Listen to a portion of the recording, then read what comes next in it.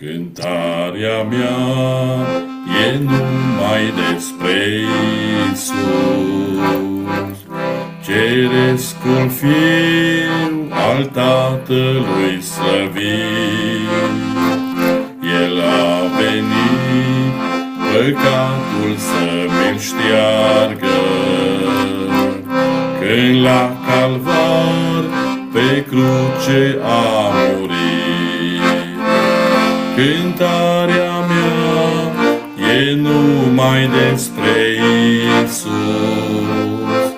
ce-n locul meu pedeapsa a purtat.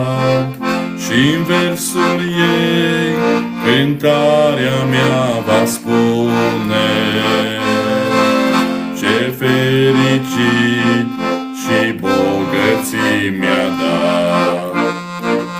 Cămașa lui stropită-n sfântul sânge, crucea și spinii și păcatul meu, mormântul gol, speranța revederii.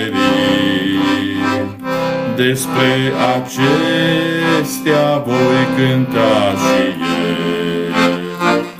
Cântarea mea e numai despre Iisus, ce-n locul meu pedeapsa a purtat. Și-n versul ei cântarea mea va spune, ce fericiri și bogății mi-a dat. Cântarea mea va fi doar despre Iisus, iar peste rând, odată-n veșnicii, cu imnul sfânt al miilor de îngeri. Cântarea mea atunci se va uni.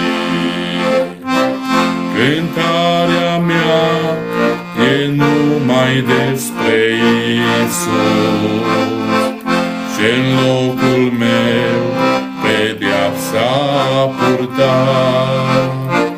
Și-n versul ei cântarea mea va spune, ce fericit și bogății mi-a dat. Amin.